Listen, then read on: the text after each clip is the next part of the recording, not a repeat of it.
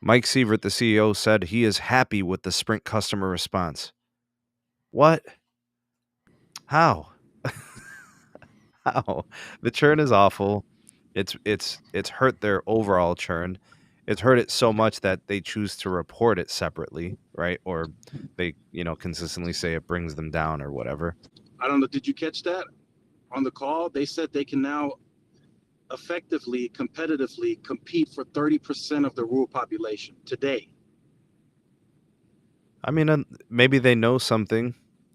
Maybe they know something that they haven't disclosed to us that we don't know. Maybe And maybe then, the Sprint process is further along than we know, and the upgrade process is as well. well, that's why I asked a question, and they actually took my question on the call. That they are saying they are going to grow that to 50% at the end of the year. So they're effectively saying they're going to be able to compete for 50% of the rural population by the end of this year. 50%. So T-Mobile is going to learn something real hard, real quick.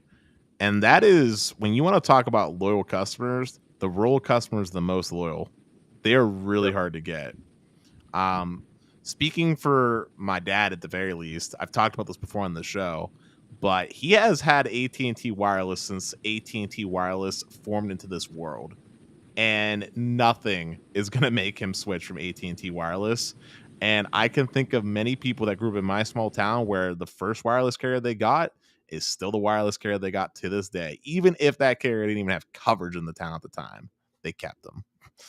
I think T-Mobile is going to have a hard time convincing them.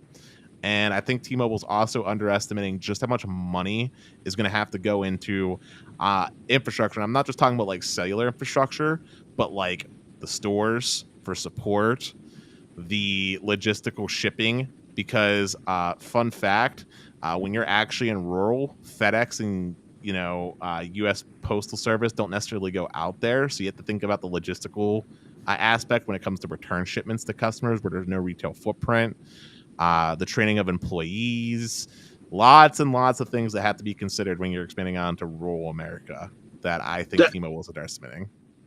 You know what? I thought that too, Dennis, but then today they announced they're at 15% already. So they grew 2% rural share already. And they haven't even fully expanded the network.